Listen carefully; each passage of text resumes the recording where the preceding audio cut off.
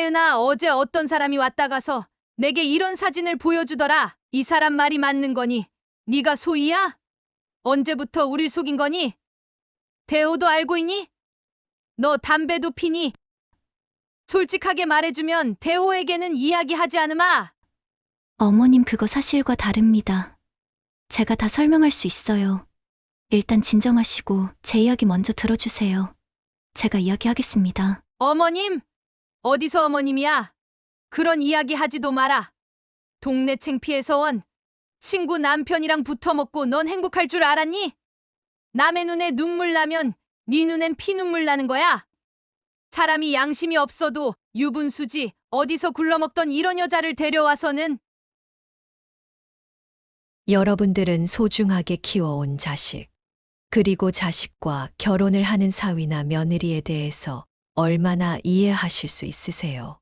오늘 사연은 소중하게 키운 귀한 아들을 속이려고 하는 며느리와 그런 며느리에게 빠진 바보 같은 아들, 그리고 이 모든 것을 알고 있는 홍상녀 할머니에 대한 이야기입니다. 영상 시작 전 한 번의 클릭으로 격려를 부탁드립니다. 좋아요와 구독은 인생 편지에 큰 힘이 됩니다. 안녕하세요. 70대 후반 경북 구미에 살고 있는 할머니입니다. 한 평생 고생 많았던 인생, 말년에 아들네 부부와 손자 손녀를 보며 시끌벅적하고 화목하게 살아가는 게 꿈이었습니다. 그런데 생각만큼 잘 되지 않습니다. 잠깐 제 이야기 한번 듣고 가시겠어요? 저는 어렸을 때부터 힘들게 자랐습니다. 5남매 중 막내로 태어났습니다. 제 위로 4명의 언니, 그리고 제가 태어났죠. 사실 저희 가족 중엔 가장 큰 오빠가 있었지만 사고로 세상을 떠났습니다. 그런 차에 제 할머니가 아들이 있어야 한다며 제가 아들이길 바라셨죠. 그런 기대를 안고 태어나서인지 저는 어렸을 때부터 힘들게 자랐습니다. 어머니는 저를 귀한 막내딸 대접을 해주셨지만 아버지는 시큰둥하셨죠. 그렇게 언니들과 서로 의지하며 살아갔어요. 그 시절 여자들은 각자 나이가 차면 부모님이 정해준 남자와 맞선을 보고 결혼을 하는 경우가 많았습니다. 물론 저도 예외는 아니었지요. 얼굴 한 번 본 적이 없는 남자와 맞선을 보게 되었습니다. 그렇게 석 달이 지나고 결혼을 하게 되었죠. 남편은 시골에서 홀어머니를 모시고 농사를 짓는 농사꾼이었습니다. 저도 여러 마리 키우고 있어 마을에서 가장 크게 농사를 짓곤 했습니다. 그 당시 사람들을 부리면서 농사를 할 정도였으니까요. 시어머니를 모시는 것은 조금 까다로웠습니다. 잔소리가 심하고 바라는 게 많으셨죠. 지금도 고부 갈등은 사회 문제 중의 하나이지만 그 당시 고부 갈등에 비할 바도 아닙니다. 그래도 다른 평범한 가정처럼 남편과 시어머니 밥을 짓고 집안일을 하며 세월을 보냈습니다. 지금 와서 생각해보면 그 시절이 제 인생에서는 평화로운 축에 속했죠. 남편은 남자다운 성격이었어요. 매사 자신감이 넘치고 물불 안 가리고 악착같이 덤비는 스타일이었죠.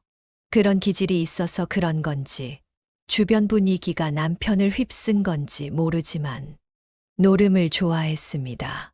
농사일을 좀 해보신 분들은 아시겠지만 농사꾼들이 1년 내내 농사를 하진 않습니다. 가을철 추수가 끝나고 나면 이 다음해 봄까지는 일이 없다시피 합니다. 물론 저희 집에는 소도 키우고 있어 일이 없진 않았지만 대부분의 농사꾼들은 추수가 끝나고 나면 할 일이 없어 모여서 술을 먹기도 담배를 피기도 하며 이야기를 하기도 했습니다. 바로 그때 노름이 성행했었죠. 전국에서 노름꾼들이 농촌으로 모여들어 지금으로 따지면 도박판이 벌어지곤 했습니다. 마을의 대부분의 남자들이 그 도박판에 기웃거리는 것을 쉽게 찾아볼 수 있었습니다. 물론 그때 저희 남편도 자주 들락날락했습니다. 또 그렇게 도박파에서 노름이 끝나고 나면 다 같이 술을 마셨다고 합니다. 노름에서 돈을 따는 날은 기분 좋게 취해서 노래를 부르며 집에 왔고 별일 없었는데, 노름에서 돈을 잃고 오는 날에는 집이 떠나가라 고래고래 소리를 지르며 밥상이며 거울이며 손에 집히는 대로 던지고 부수기 일쑤였습니다. 폭력적인 성향은 사람이건 사물이건 가리지 않았습니다. 집에 있는 살림을 부수다 못해 저에게도 손찌검을 했어요. 술에 취한 채 얻어맞았습니다. 저도 한 성격 하는 사람이어서 아득바득 대들었습니다. 오죽하면 시어머니가 옆집에서 사람을 불러와 말리곤 했어요. 그리고 남편은 다음에 술이 깨면 미안하다고 싹싹 빌었죠. 남편은 그 당시 남자들과 달랐습니다. 그래도 잘못한 점은 인정했어요. 남편이 그렇게 싹싹 비는 걸 보면 마음이 안 흔들리고는 못 배겼죠. 다시 남편을 받아주었어요.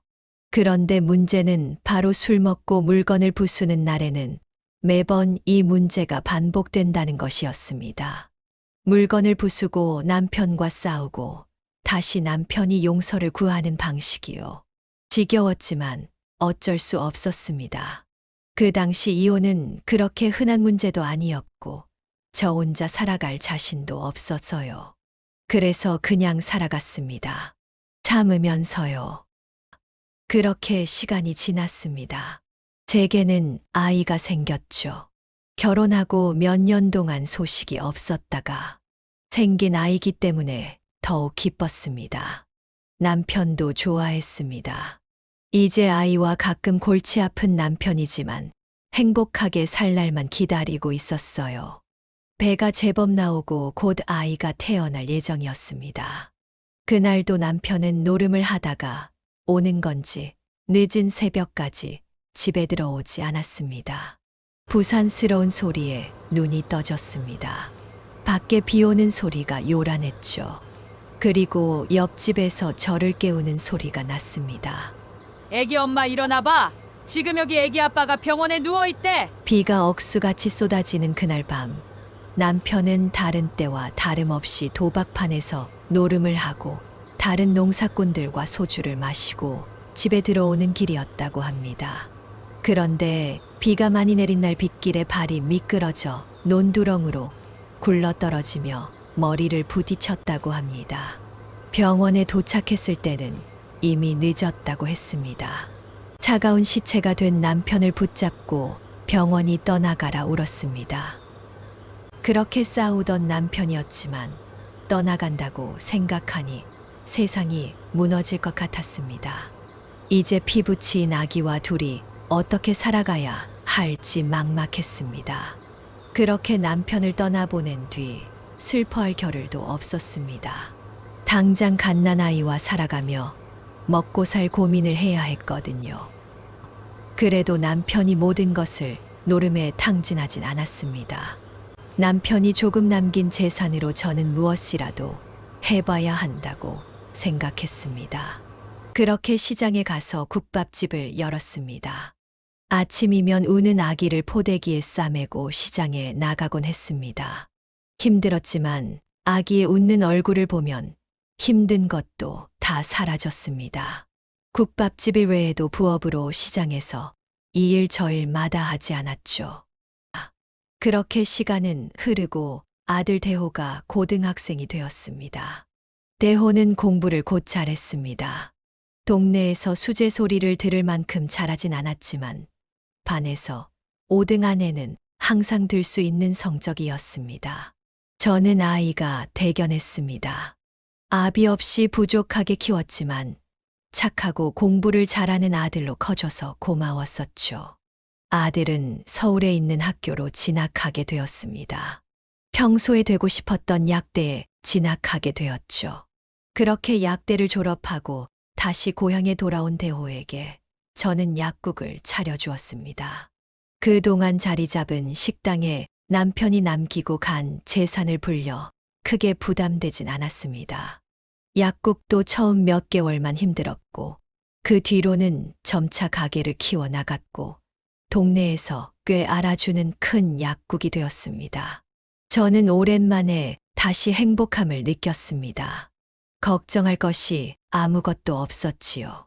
이제 슬슬 참한 며느리를 얻고 토끼 같은 손자 손녀를 보고 싶다고 생각했죠. 그런 생각을 할 때쯤 아들이 저에게 할머니에게 말했습니다. 엄마 주말에 가게 잠깐 맡기고 시간 좀 비워놔요. 소개해줄 사람이 있어요. 저는 깜짝 놀랐습니다. 평소에 무뚝뚝한 대호는 그런 이야기를 일절하지 않았고요. 무슨 일이냐고 물어보니 나 결혼하고 싶은 여자가 생겼어요. 착하고 마음이 잘 맞는 여자예요. 엄마도 좋아할 거예요. 라고 했습니다. 저는 웃으며 말했어요. 그래. 그럼 집으로 와라. 내가 맛있는 점심 차려주도록 하마. 어디서 만난 어떤 아가씨야? 얼마나 만났어? 이름은 뭐야? 궁금한 게 많았지만 아들은 만난 지 6개월 좀 넘었고 일하다가 오다 가다 만난 사이예요. 만나서 자세하게 말할게요. 라고 했습니다. 그렇게 주말이 되었습니다. 대호와 여자친구인 태은은 저희 집에 왔습니다. 어서 와요, 아가씨. 대호 엄마 되는 사람이에요. 반가워요. 오느라 고생 많았어요. 안녕하세요. 어머님 저는 송태은이라고 합니다. 대호 씨에게 말씀 많이 들었어요. 고생 많이 하셨다고요. 대호 씨, 너무 잘 키워주셔서 고맙습니다. 아가씨가 말도 예쁘게 해서 늙은이 기분 좋게 만드네. 어서 들어와요. 나가서 먹지. 여기까지 오라고 했어. 아니에요. 어머님 집에서 먹는 것도 좋은 거려 뭐. 그렇게 아들과 예비 며느리 그리고 저는 저희 집에서 식사를 했습니다. 아들과 며느리는 1년 전 처음 만났습니다. 아들의 약국에 태은이 우연히 들렀고 그때 처음 이야기를 나눠보았다고 합니다. 그리고 대호가 먼저 용기를 내 식사를 하게 되었고 급속도로 친해졌다고 합니다. 태은은 어린 나이에 부모님을 잃고 무남동녀 외동딸로 힘들게 살아왔다고 합니다. 젊고 예쁜 나이에 고생했을 태은이 안쓰러웠습니다. 둘만 좋다면 결혼을 시키고 싶었습니다. 그때 아들의 여자친구가 아들의 옆구리를 쿡 찌르는 걸 발견했습니다. 그리고 아들이 입을 열었습니다. 엄마 저 태은 씨와 결혼하고 싶어요. 그런데 아직 준비된 게 아무것도 없어요. 엄마가 도와주셨으면 좋겠어요. 시내에 새로 올라가는 아파트 있는데 저 태은 씨와 거기 살고 싶어요. 염치 없는 부탁이지만 아버지가 남기고 난 것들 처분하면 충분하죠? 곧이어 여자친구가 말했죠. 첫 만남인데 그런 말씀하시면 어머님이 불편하시지 벌써 그런 말하면 어떡해. 한 번도 이런 식으로 먼저 요구했던 적이 없던 아들이 난생 처음 이런 이야기를 했습니다. 어안이 벙벙했지만 아들 결혼할 때 아파트는 하나 해줘야지 라고 생각했던 터라 당황스러웠지만 대답했습니다. 아파트. 그래, 결혼하면 살 곳이 필요하니 내가 준비해 주는 걸로 생각해 보자. 새 아파트는 아니더라도 너희들 살 곳은 마련해 주마. 이상했지만 그래도 아들이 행복하게 살아갈 생각을 하니 그 정도쯤은 아깝지 않았습니다. 남편이 남기고 난 땅 그리고 그동안 식당을 하면서 모았던 돈을 합치면 그 정도는 지원해 줄 수 있었어요. 그 뒤로 결혼은 급속도로 진행되었습니다. 집이며 혼수 신혼여행 모두 일사천리로 진행되었죠. 결혼 준비를 하고 있는 며느리와 새로 살 아파트도 들어가 봤습니다. 새 아파트는 아니지만 넓고 깨끗했어요. 새 아파트는 아니지만 괜찮지? 담배 냄새가 조금 나는 것 같은데 이 정도면 깔끔하지? 네, 어머님 이 정도만 되어도 충분해요. 밖에 누가 담배를 폈나 봐요. 가구가 너무 없는 것 같아 며느리에게 물어봤습니다. 태은아, 가전 가구는 어떤 걸로 하기로 했니? 집이 횡하니 아직 들어와서 살진 못하겠구나. 각자 집에서 쓰는 거라도 들여놔야 하지 않겠니? 며느리는 떨떠름한 표정이었지만 이내 생글거리며 말했습니다. 네, 이제 하나씩 채우려고요. 대호 씨랑 상의하는 단계예요. 그렇게 이런저런 이야기를 나누고 집으로 돌아왔습니다. 그날 저녁 아들에게서 전화가 왔습니다. 잔뜩 성질이 난 목소리였습니다. 생전 처음 들어보는 목소리에 놀랬습니다. 엄마 태은이한테 혼수해오라고 눈치 줬어. 애한테 얼마나 뭐라고 했길래 얘가 하루 종일 울고만 있어?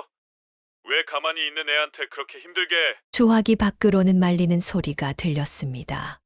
대호 씨 그러지 마. 내가 잘못했는데 왜 그렇게 성질내는 거야? 그러지 마. 어이가 없었지만 대답했습니다. 얘 지금 뭔가 오해하고 있는 것 같은데 나는 그냥 가구랑 가전이 없어서 휑해 보인다고 말한 것뿐이다. 그게 그거잖아. 그게 눈치챈 거라고. 엄마 집 사준 건 고마운데 왜 이렇게 못된 시어머니처럼 굴어? 태은이 힘들게 산 거 아는 사람이 어떻게 태은이한테 그래? 점점 성질이 나기 시작했습니다. 대충 상황을 들어보니 이해가 갔죠. 고함을 치고 성질을 한 번 내려고 했지만 일단 참았습니다. 그래도 결혼 앞두고 예민해져 있을 수 있으니 지금 너 너무 흥분한 것 같구나. 일단 끊고 내일 이야기하자. 전화를 끊고 곰곰이 생각해 봤습니다. 며느리 그것이 여우였습니다.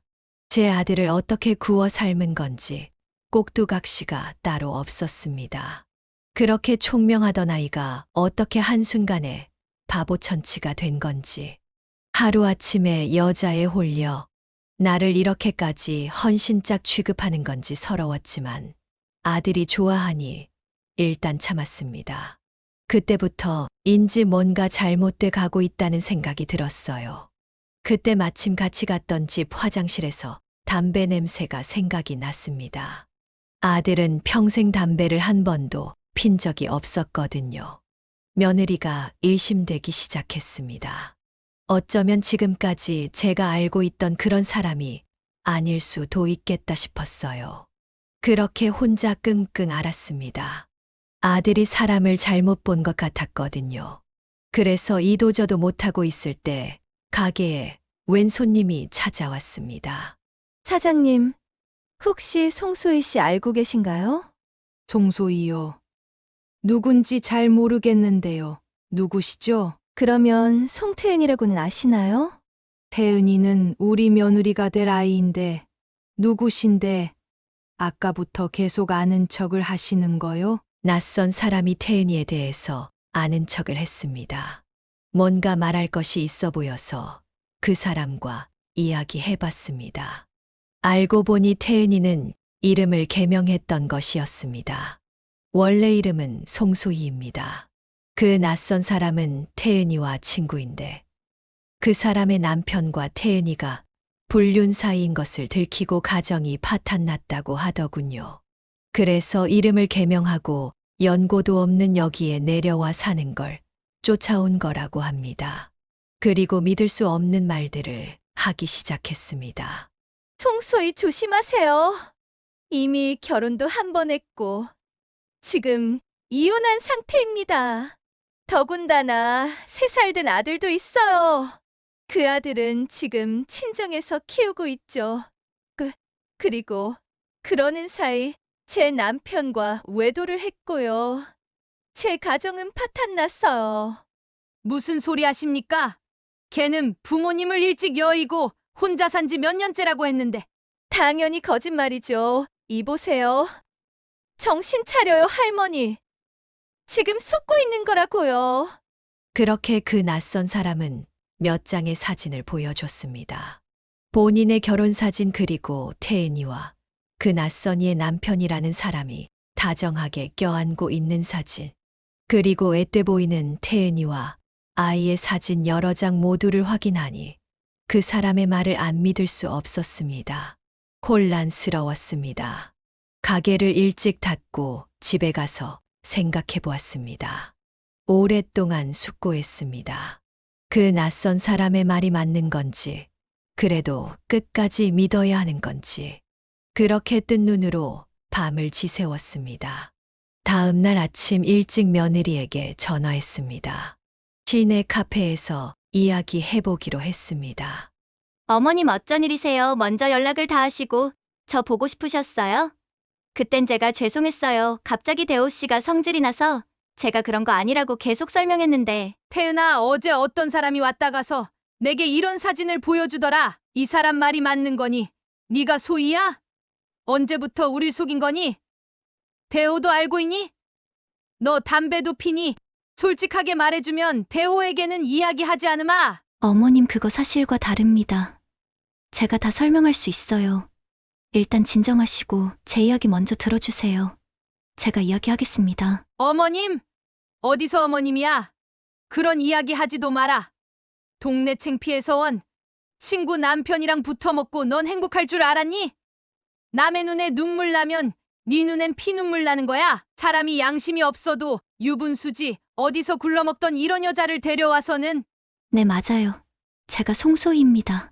그런데 저도 할 말이 있어요. 우선 대호 씨와 어머님을 속인 건 죄송하게 생각합니다. 처음부터 그럴 의도는 없었어요. 저도 모든 걸 다 잊고 새롭게 시작하고 싶어서 이름을 바꾸고 연고 없는 시골에 와서 시작했어요. 다 잊고 살려고요. 그리고 대호 씨를 만났어요. 대호 씨가 적극적으로 대시하니 저도 놓치기 싫었나 봐요. 그래서 말을 못한 것뿐이에요. 결혼하기 전에 말해야지 생각했는데 오늘 이렇게 말하게 되네. 그럼 아이는 어떻게 된 일이야?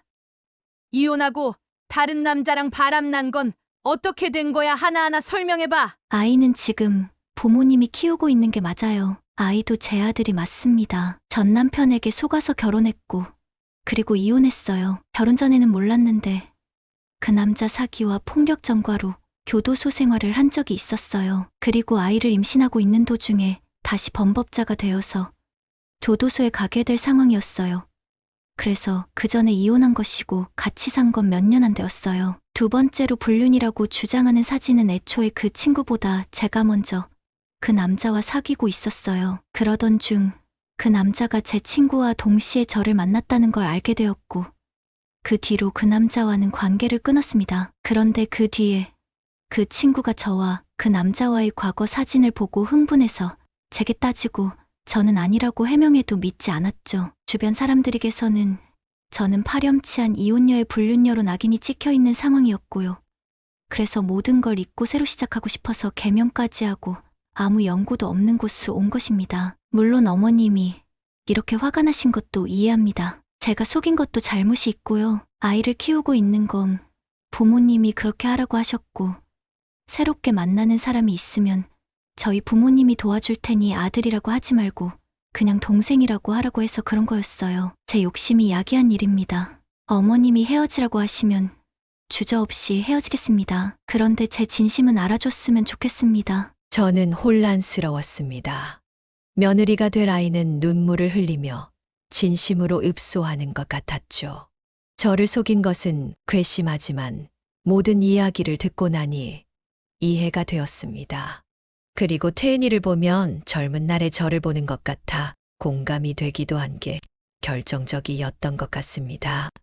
물론 이 이야기마저 거짓으로 지어낸 이야기일 수 있습니다. 그래서 더 모르겠습니다. 아직 아들에게 이야기를 하진 않았습니다. 만약 이 이야기가 정말 진실이라면 괜히 아들에게 말해 아들 마음에 불신의 씨앗을 던지는 꼴 받게 되지 않을까 걱정됩니다. 오늘 이야기는 여기까지입니다. 아직도 결정 내리지 못한 저는 어떻게 해야 하는 게 좋을까요? 댓글로 의견을 남겨주시면 좋겠습니다.